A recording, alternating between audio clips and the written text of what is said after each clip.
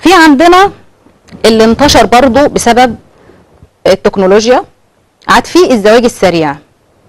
الزواج اللي عن طريق الانترنت، عن طريق الفيس او عن طريق اي موقع تاني. لما انت بتتعرف عليها في جو وفي حياة غير واقعية، بيتقابلوا هما الاتنين بيتصدموا بالواقع.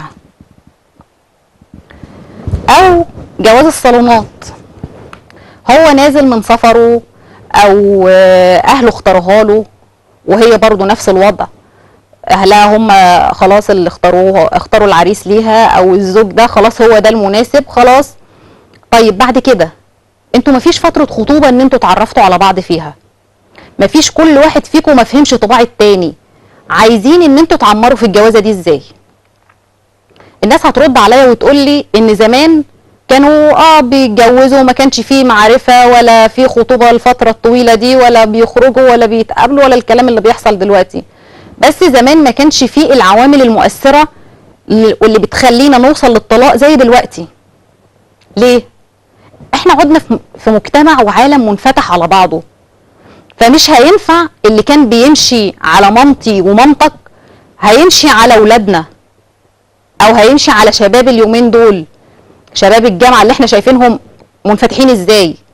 ازاي انت هتجيب بنت بالعقلية دي وشاب بالعقلية دي، وان انت تروح تجوزهولي زواج سريع عن طريق جواز صالونات؟ واحد وواحدة خلاص اتعرفوا اتجوزوا وخلاص خلصت. طب هيكملوا ازاي؟ طب ما احنا كده احنا السبب في طلاق الناس دي. انا كأم، انت كأب، ده كله سبب من اسباب الطلاق.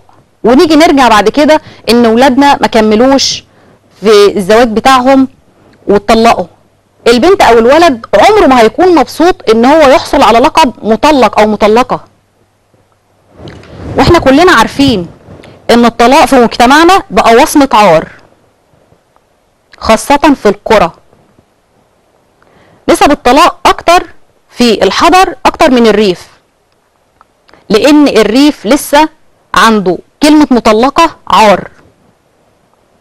مطلقة يبقى ما تطلعش من بيتها، مطلقة يبقى انسانة فيها نقص، مطلقة مع ان الزواج المفروض قرار بين شريكين وهما الاتنين الحياة قايمة عليهم، هما عماد الزواج ده، لكن بنشوف ان معظم اللوم بيترمي على المرأة. انت اللي معرفتيش تعيشي، انت اللي مش نافعة تعمري، انت اللي فاشلة في حياتك، انت وانت وانت.